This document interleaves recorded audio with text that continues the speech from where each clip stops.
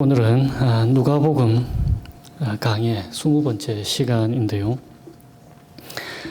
세상에서 가장 사랑하는 사람이 만약에 불치병에 걸렸다면 여러분들은 어떻게 하시겠습니까? 오늘 본문에서 우리는 12년 동안 피를 흘리며 살아가는 여인을 보게 됩니다. 레위기 15장에 이 피를 흘리며 살아가는 여자에 대한 이야기가 잠시 나옵니다. 생리 기간 이외에도 계속 피를 흘리는 여인들을 레위기에서는 부정한 사람이다라고 얘기합니다. 그들의 몸이 닿는 것은 다 부정해지는 거예요. 그래서 하나님 앞에 설 수가 없게 됩니다. 반드시 속죄제를 드려야 된다라고 레위기가 말합니다. 이스라엘 백성들은 그러니까 이런 사람들을 멀리하게 되는 거죠. 그 사람이 닿는 것은 다 부정해지니까. 그래서 여인이 예수님의 옷가에 손을 댄 것은 사실은 해서는 안 되는 행동이었습니다. 왜냐하면 예수님을 부정하게 만들기 때문이죠. 그래서 몰래 손을 댄 것입니다. 이 여인의 마음이 어떠했을까요? 정결하지 못해서 외면받는 인생이었습니다. 세상으로부터 버림받은 인생이 되는 거죠. 12년 동안이나 이 병을 앓고 있었기 때문에 당연히 이 여인은 하나님의 벌을 받고 있다고 생각했을 것입니다. 그래서 이 비참함에서 벗어나려고 12년 동안 최선을 다했습니다. 그런데 본문이 말씀하고 있는 것처럼 아무도 그녀를 고치지 못했습니다. 같은 기사를 마가복음에서는 이렇게 기록하고 있습니다. 이 여인이 그 가진 것도 다 허비하였다라고 말입니다. 자신의 모든 것을 다 바쳤는데도 아무도 고쳐주지를 못한 것입니다. 회당장 야이로의 딸도 마찬가지입니다. 누가는 의도적으로 야이로의 이 외동딸의 나이를 12살이라고 얘기합니다. 12년 동안 혈루증을 앓고 있는 여인과 같은 처지임을 누가가 얘기해 주는 것이죠. 죽기 일보 직전인 딸입니다. 사랑하는 자녀가 아플 때에 병을 고칠 수 있는 일이라면 그 부모는 모든 것을 다 하게 되어 있습니다. 야이로도 마찬가지입니다. 모든 것을 다 했을 것입니다. 그런데 아무런 효험이 없었습니다. 그래서 마지막 수단으로 야이로가 예수님 발 앞에 엎드립니다. 아무도 고칠 수 없으니 내 딸 좀 고쳐달라고 말입니다. 현대에도 비슷한 이야기들이 많이 있습니다. 그 중에 제가 좋아하는 덴젤 워싱턴이라는 사람이 주연한 영화 존 큐라는 영화가 있는데 존 퀸시 아치볼드, 이 본명을 줄여서 존 큐라고 한 영화 제목입니다. 이 존 큐는 가난하지만 아주 화목한 가정의 아버지인데요. 어느 날 자신의 아들, 여기도 이제 외동 아들입니다. 아들 마이크가 야구 시합하는 걸 구경을 하는데 이 아들 마이크가 안타를 치고 이렇게 막 달려요.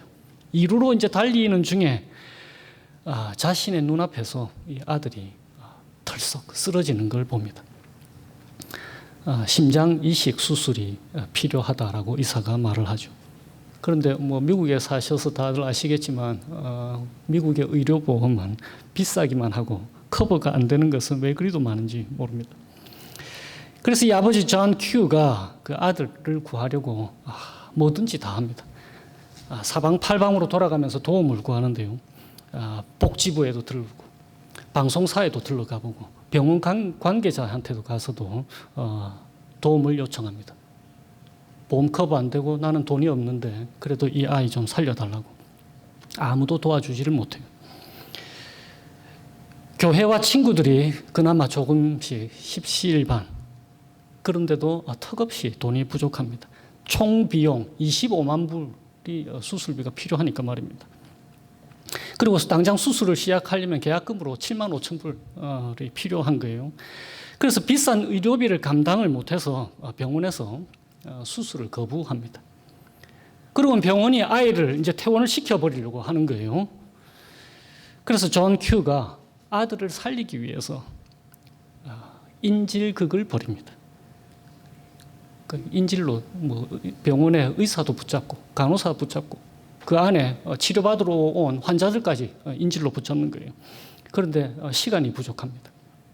마이크가 아주 위독해졌습니다. 그래서 잔 큐는 자신의 심장을, 자기는 이미 인질극을 벌여서 이제 법의 심판을 앞두고 있을 거잖아요. 그래서 자기를 죽여서 심장을 구해서 아이의 심장 이식 수술을 하려고 합니다. 그래서 총을 겨누고 방아쇠를 의사 바로 앞에서 당겨요. 그런데 세이프티 락이 걸려 있어서 총이 발사가 되지 못합니다. 그래서 죽지도 못하는 거예요.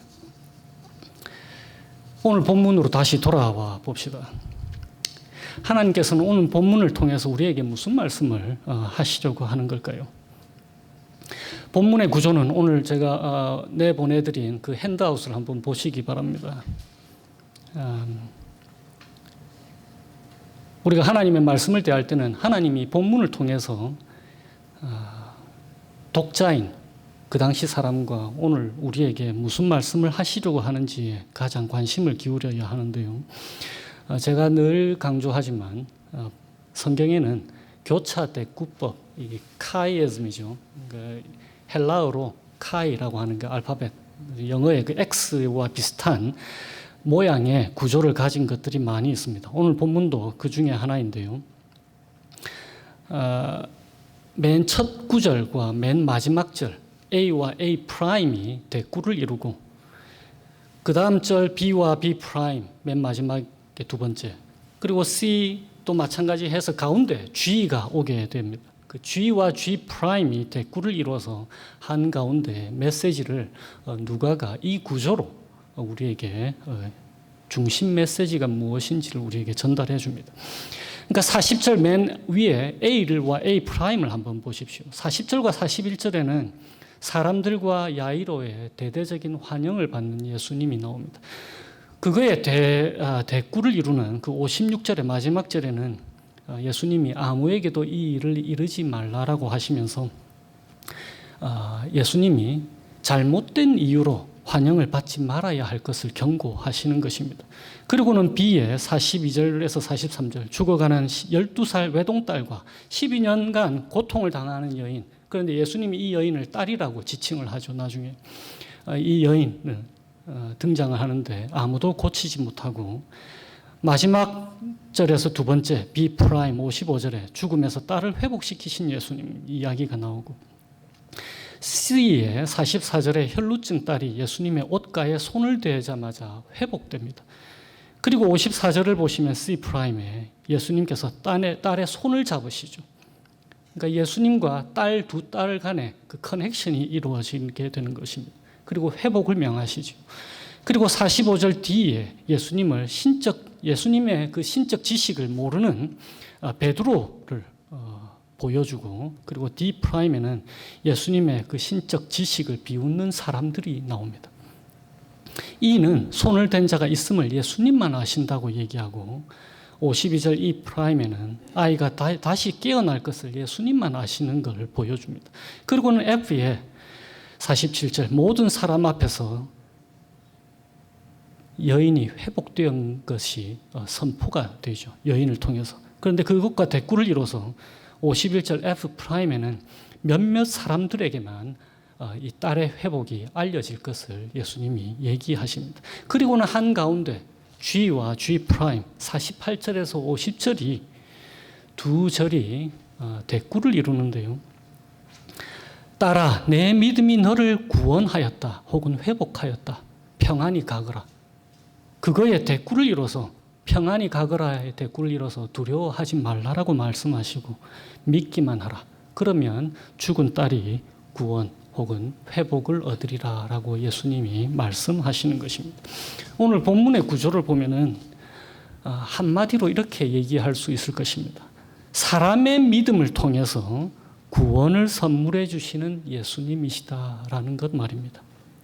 사람의 믿음을 통해서 구원을 선물해 주시는 예수님이라는 것입니다. 예수님의 옷가를 만지기만 해도 나을 것이라는 믿음이 이 여인에게 생겼습니다.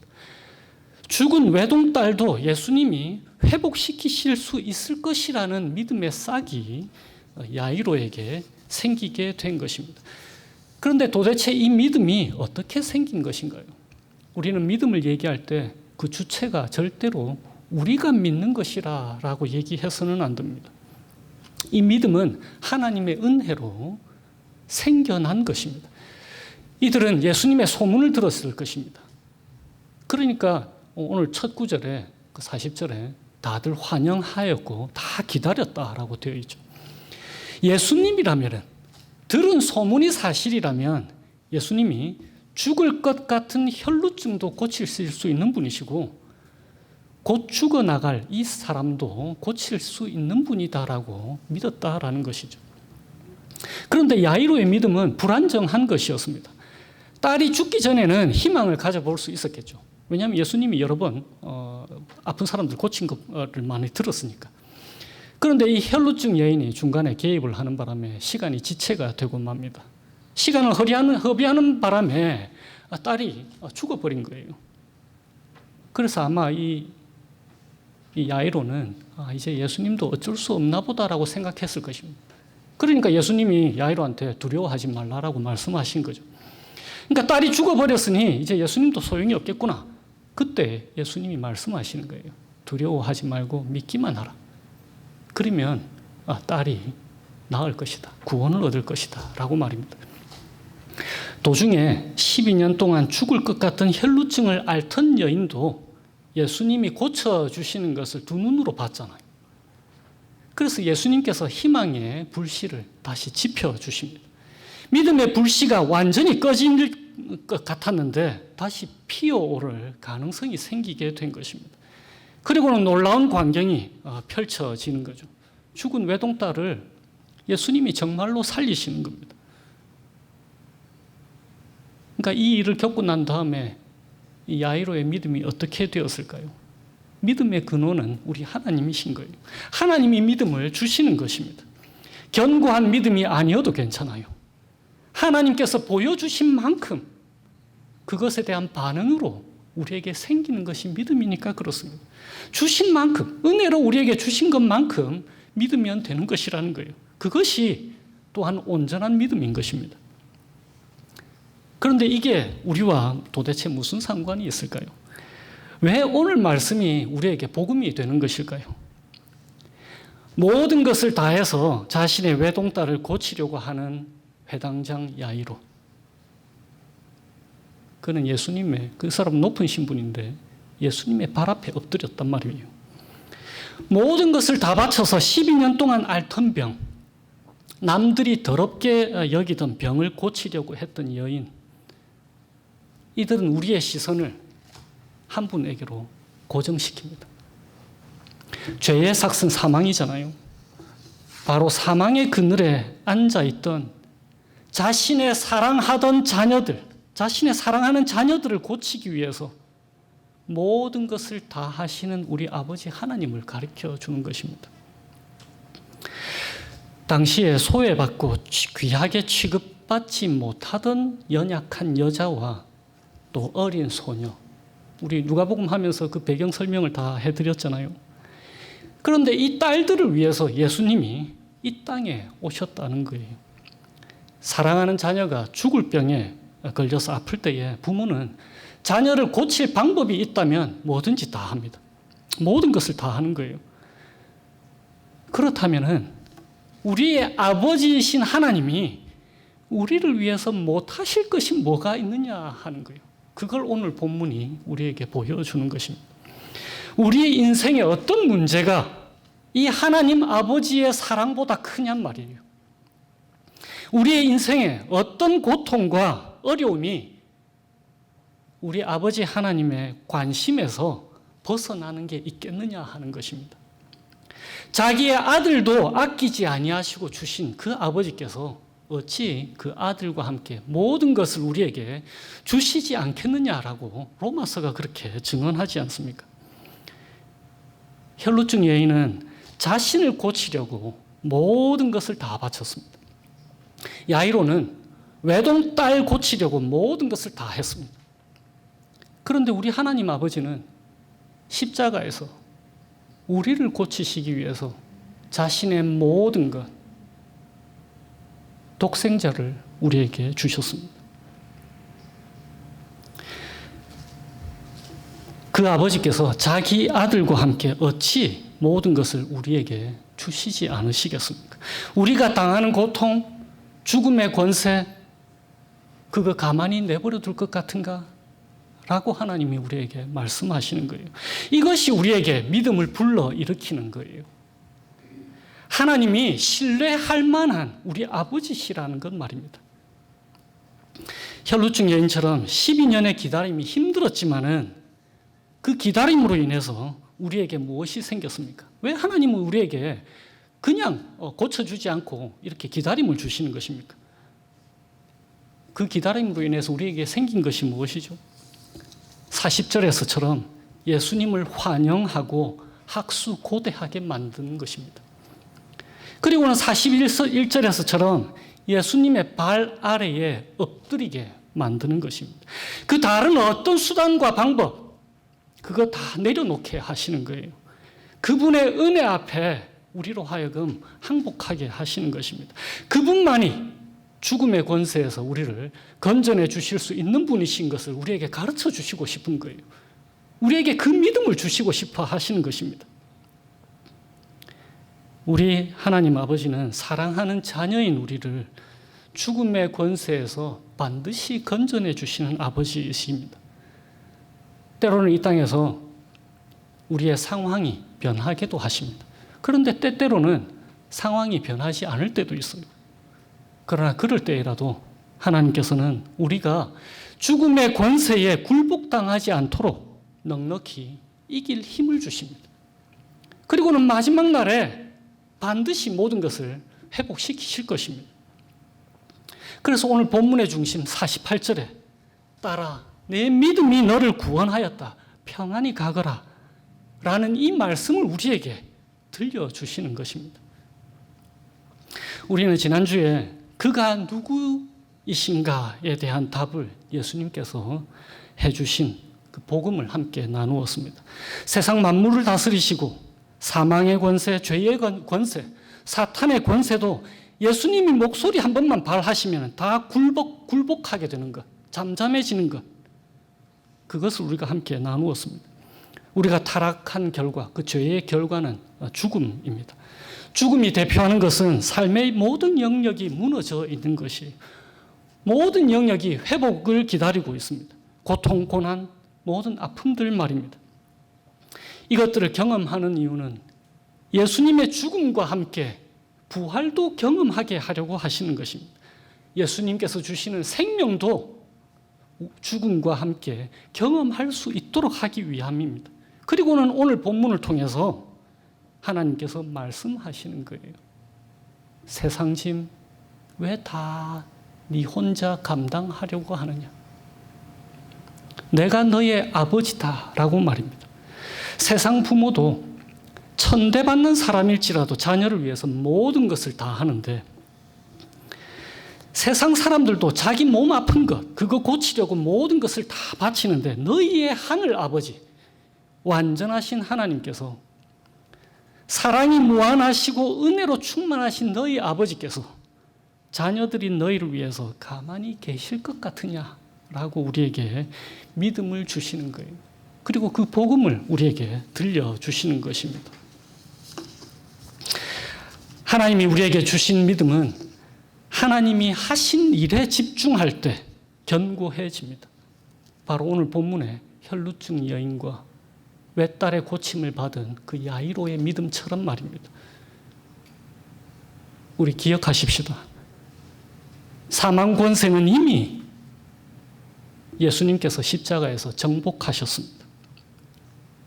한 주를 살아가실 때에 성령 하나님을 통해서 우리에게 주시는 능력과 회복해 하시는 역사를 일상의 삶에서 이 복음과 함께 경험하면서 살아가게 되시기를 주님의 이름으로 축원드립니다. 기도하시겠습니다.